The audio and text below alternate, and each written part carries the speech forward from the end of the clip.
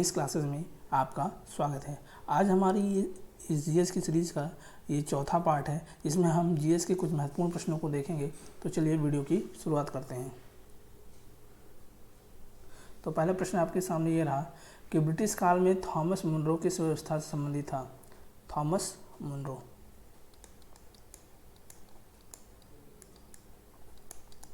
तो ये था कौन? ये मद्रास का गवर्नर जनरल था।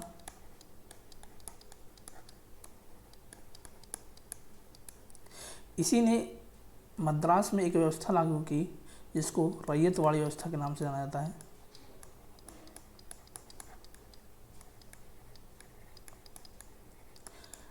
अब ये रैयतवाड़ी व्यवस्था थी क्या?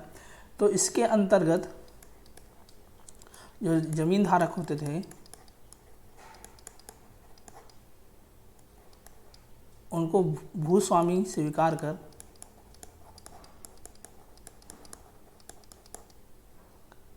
उनसे लगान तय की जाती थी। अब ये प्रश्न बनता है कि ये सर्वप्रथम कहाँ लागू हुआ? तो ये हुआ मद्रास व मुंबई में,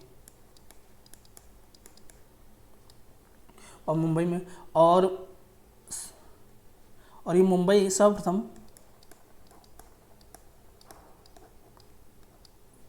तमिलनाडु के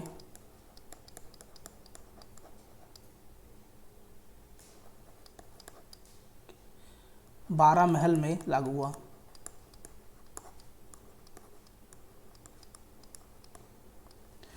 इसमें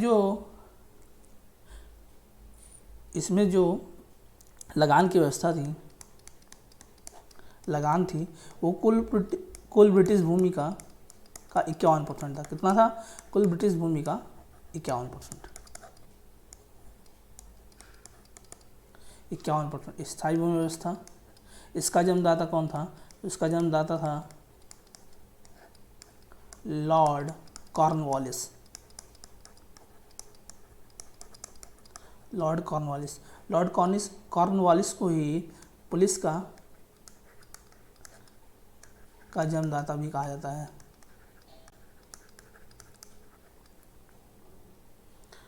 अच्छा, इस व्यवस्था से और कौन संबंधित था? तो इस व्यवस्था से जॉन सॉर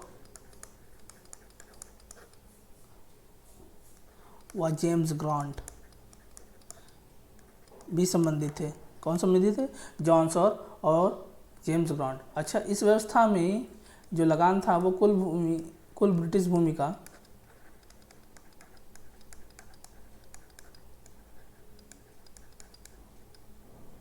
कितना था? तो ये था 30%। महलवाड़ी व्यवस्था। इस व्यवस्था को का जन्मदाता जो था वो कौन था? वो था हॉल्ट मैकेंजी। ठीक है, सॉरी, इसको 19% कर लीजिएगा। और इसमें जो लगान थी वो 19% थी। कुल ब्रिटिश भूमि का 19% थी। तो क्लियर है? तो इसका आंसर होगा रैयतवाड़ी व्यवस्था। ऑप्शन ए, रैयतवाड़ी व्यवस्था। क्लियर है? चलिए आगे बढ़ते हैं। ये थॉमस मुनरो।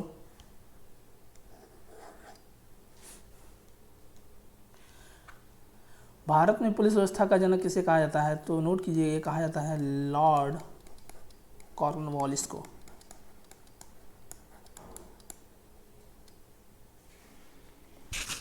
पुनर्जागरण काल का पिता किसे कहते हैं? तो पुनर्जागरण काल का पिता कहते हैं राजा राम मोहन राय को।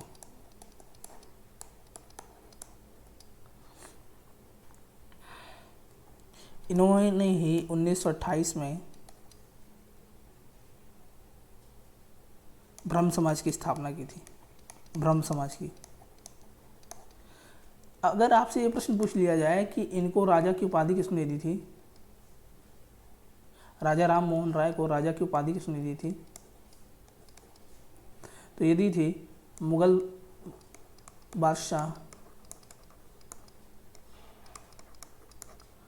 अकबर द्वितीय ने। सुभाष चंद्र बोस ने हरिपुरा अधिवेशन की अध्यक्षता कब की थी? तो ये की थी 1938 में। सुभाष चंद्र बोस ने हरिपुरा अधिवेशन की अध्यक्षता कब की थी? तो ये की थी, नोट कीजिएगा, 1938 में। इसमें इन्होंने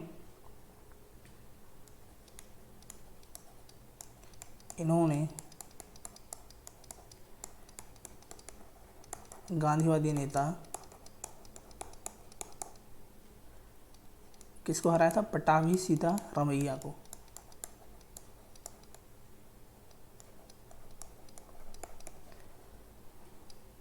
पट्टाभी सीतारामैया को हराया था।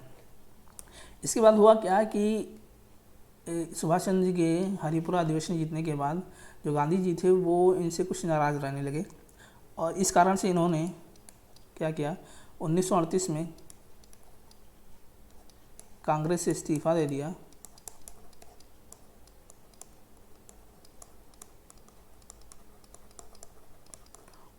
और 1939 में फॉरवर्ड ब्लॉक की स्थापना की।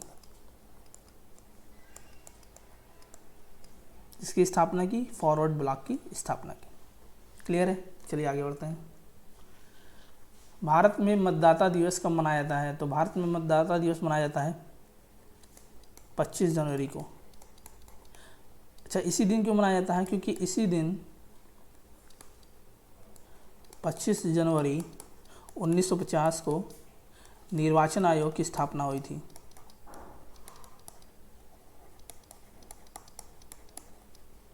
निर्वाचन आयोग की स्थापना हुई थी। अगर आपसे पूछा जाए कि ये निर्वाचन आयोग कैसी संस्था है, तो ये एक संवैधानिक संस्था है। संवैधानिक संस्था है। कैसी संस्था है? संवैधानिक संस्था है। और इसका संविधान में उल्लेख कहाँ पर है? तो इसका संविधान में उल्लेख भाग 15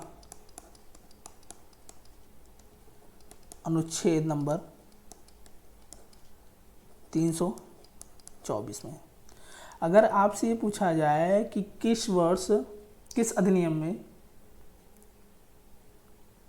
में जो मतदान डालने की उम्र है वो 21 से 18 वर्ष कर दी गई, तो ये था संविधान संशोधन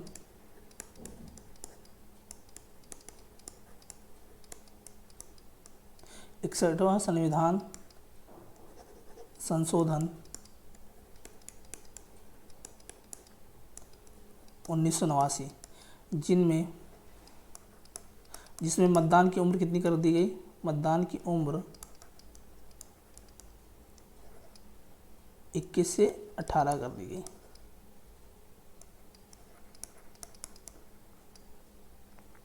और ये लागू कब से हुआ? ये लागू हुआ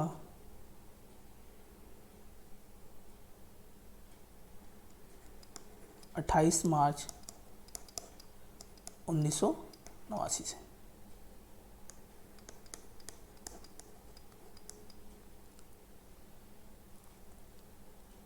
अगर आपसे पूछे कि जो निर्वाचन आयोग है इसके वर्तमान अध्यक्ष कौन है? निर्वाचन आयोग के वर्तमान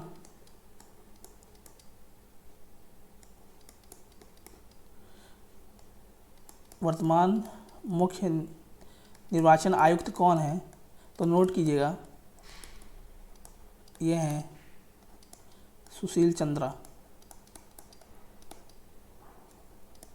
ये किसके स्थान पर आए हैं? तो ये आए हैं सुनील अरोड़ा जी के स्थान पर। और कब से? तो 23 अप्रैल 2021 से। तो क्लियर है? इसका आंसर होगा ऑप्शन ए 25 जनवरी।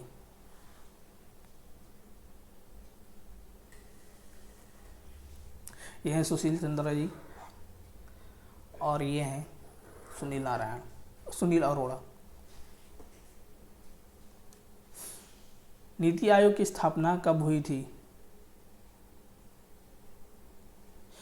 ये नीति आयोग ये क्या है, ये एनटीपीसी का पहला प्यार है, क्योंकि ये एनटीपीसी में बहुत ज़्यादा पूछा गया है।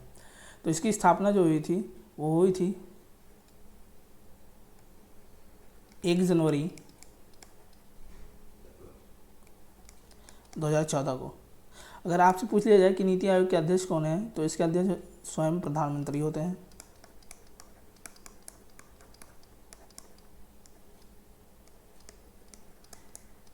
और इसके उपाध्यक्ष राजीव कुमार हैं। और सीईओ अमिताभ कांत।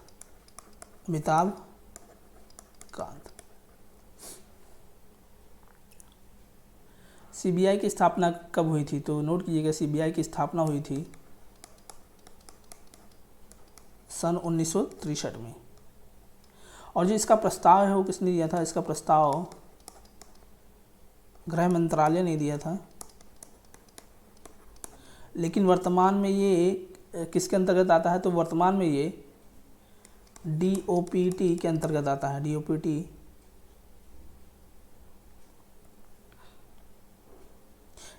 डीओपीटी के अंतर्गत आता है, जिसके मंत्री कौन है, जिसके मंत्री हैं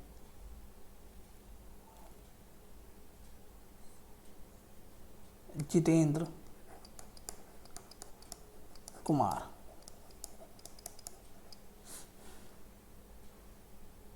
अगर पूछिए ये सांसद कहाँ से हैं, तो ये सांसद हैं जम्मू कश्मीर की उधमपुर सीट से।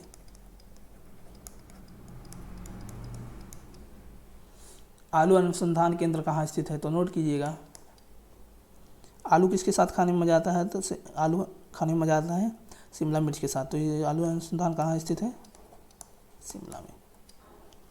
क्लियर है, चलिए आगे बढ़ते हैं। किस कवि ने धर्मपाल को उत्तरापद का स्वामी कहा था, तो ये ऑप्शन होगा ऑप्शन ए शौंडल ने। तो शौंडल ने किसको, धर्मपाल को, जो कि पाल वंश से संबंधित है, इनको उत्तरापद का स्वामी कहा था। क्या कहा था, उत्तरापद का स्वामी। इन्होंने किस विश्वविद्यालय की स्थापना की थी, तो इन्होंने विक्रमशिला विश्वविद्यालय की स्थापना की थी।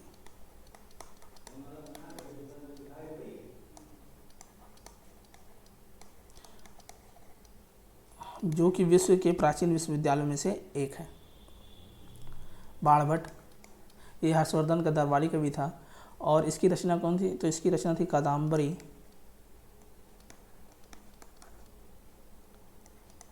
और हर्षचरित। कल्हड़, तो इनकी रचना क्या थी, इनकी रचना थी रासतरंगिणी।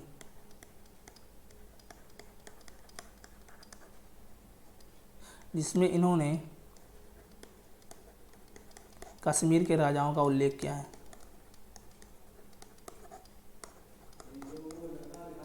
किसका उल्लेख किया है, कश्मीर के राजाओं का उल्लेख किया है। चंद्रबरदाई, पृथ्वीराज रासो, इन्होंने कौन सी पुस्तक लिखी, तो इन्होंने पृथ्वीराज रासो लिखी थी। क्लियर है, इसका आंसर होगा ए शौंडल। चलिए आगे बढ़ते हैं। ये है राजा धर्मपाल और ये है विक्रमशिला विश्वविद्यालय, जिसकी स्थापना कब हुई थी, 775 से 800 ईस्वी के मध्य। और यह उस समय भारत में, विश्व में शिक्षा का बहुत बड़ा केंद्र था। सर्वप्रथम किस अभिलेख में भारतवर्ष का उल्लेख मिलता है, तो नोट कीजिएगा, ये उल्लेख मिलता है हाथी गुम्फा अभिलेख में। और ये संबंधित किससे है, तो ये संबंधित है राजा खारवेल से। आपसे पूछेगा कि ये राजा खारवेल जो थे वो कहाँ के राजा थे, तो ये कलिंग के राजा थे, जिसकी राजधानी थी तोसली। क्लियर है, चलिए आगे बढ़ते हैं। सर्वप्रथम किस अभिलेख से सती प्रथा का उल्लेख मिलता है, तो ये उल्लेख मिलता है भानुगुप्त के एरन अभिलेख से।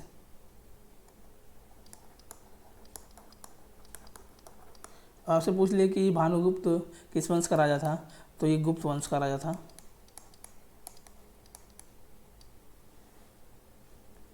एहल अभिलेख किस राजा संबंधित है, तो नोट कीजिएगा ये बतापी के राजा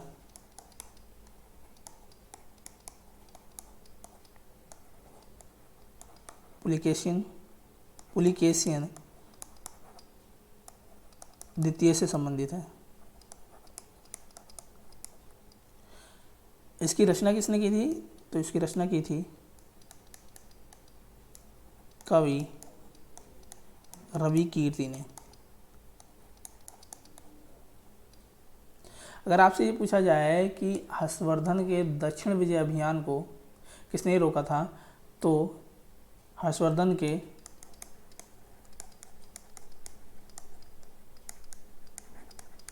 दक्षिणी अभियान को पुलिकेशिन द्वितीय ने रोका था। किसने रोका था, पुलिकेशिन द्वितीय ने। क्लियर है, चलिए आगे बढ़ते हैं। वर्तमान में ओलंपिक समिति का अध्यक्ष कौन है, ओलंपिक समिति।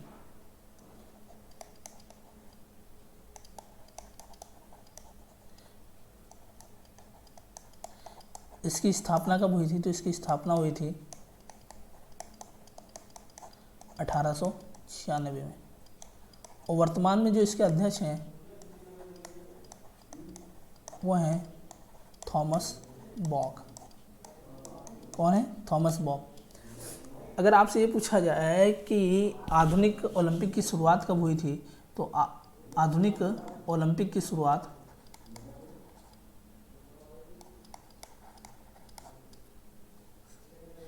या नोट कर लीजिएगा, सॉरी 1894। आधुनिक ओलंपिक की शुरुआत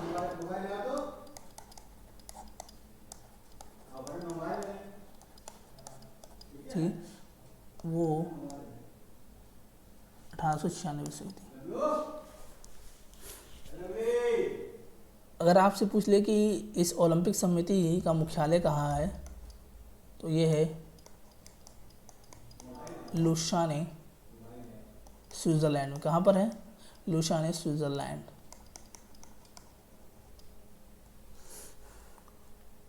Henri Becquerel, Berkeley.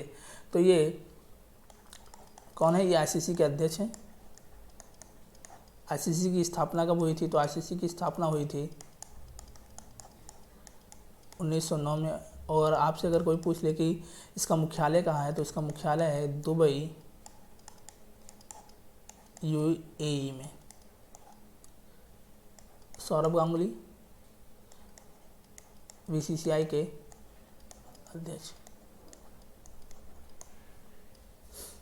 Shashi Tharoor, इनकी पुस्तक का क्या नाम है, तो इनकी पुस्तक थी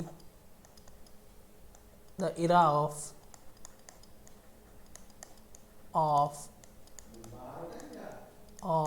डार्कनेस।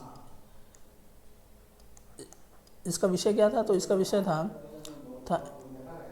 इमरजेंसी, जो इंदिरा गांधी जी के समय पर लगाई गई थी।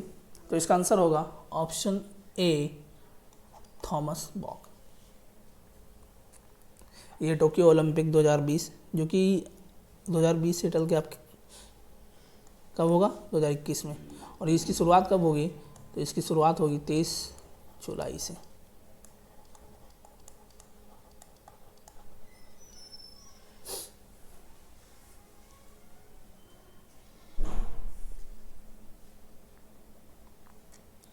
किस भारतीय ने बीजिंग ओलंपिक 2008 में स्वर्ण पदक जीता था, तो ये थे, नोट कीजिएगा, अभिनव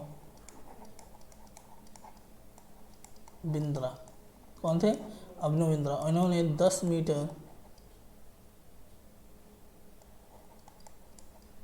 एयर राइफल, इसमें 10 मीटर एयर राइफल में क्या गया था, स्वर्ण जीता था।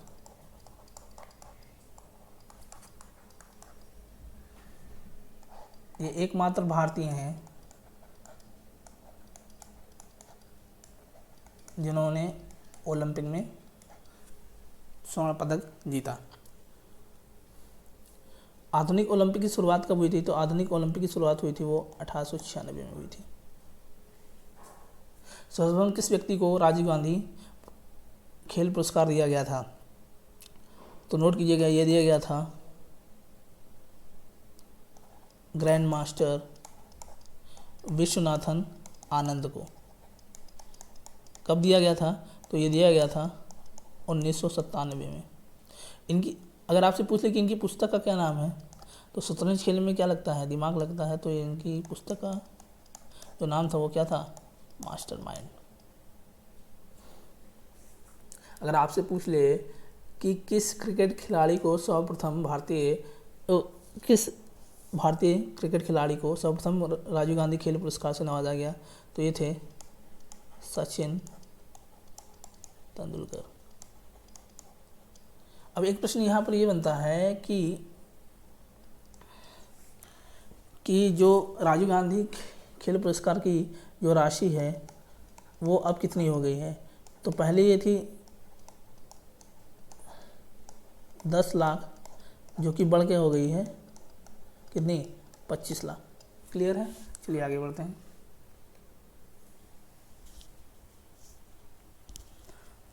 भारत का दक्षिणतम बिंदु कौन है? तो नोट कीजिएगा, इसका दक्षिणतम बिंदु है इंदिरा पॉइंट, जो कि कहाँ है? जो कि निकोबार में है।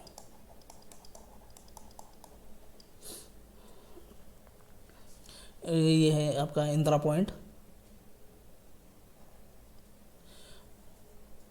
और ये है आपका सबसे पूर्वी भाग, और इसका क्या नाम है? इंदिरा कॉल। और सबसे पूर्वी भाग का क्या नाम है? तो ये अरुणाचल प्रदेश में एक गांव है जिसको किबूथू कहते हैं, किबीथू। तो ये भारत का सबसे पूर्वी भाग है। और इधर ये भारत का सबसे पश्चिमी भाग, जो कि गुजरात में है, इसको क्या कहते हैं? गौर माता। ठीक है, क्लियर है? चलिए आगे बढ़ते हैं।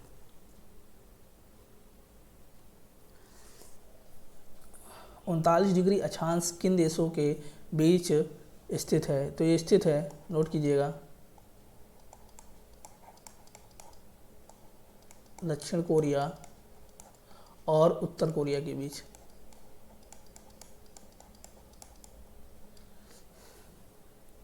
अगला 49 डिग्री अक्षांश किन देशों के बीच स्थित है? तो नोट कीजिएगा, ये स्थित है कनाडा व संयुक्त राज्य अमेरिका के बीच। किसके बीच स्थित है? कनाडा व संयुक्त राज्य अमेरिका के बीच। अगला प्रश्न, 10 डिग्री चैनल किनको एक दूसरे से अलग करती है? तो ये अलग करती है 10 डिग्री चैनल अंडमान द्वीप समूह को व निकोबार द्वीप समूह को। किनको अलग करती है? अंडमान द्वीप समूह को और निकोबार द्वीप समूह को। क्लियर है? तो आज का वीडियो बस यहीं तक। उम्मीद है आपको ये वीडियो अच्छा लगा होगा। अगर आपको वीडियो अच्छा लगा हो तो वीडियो को लाइक कीजिए, शेयर कीजिए और हाँ, चैनल को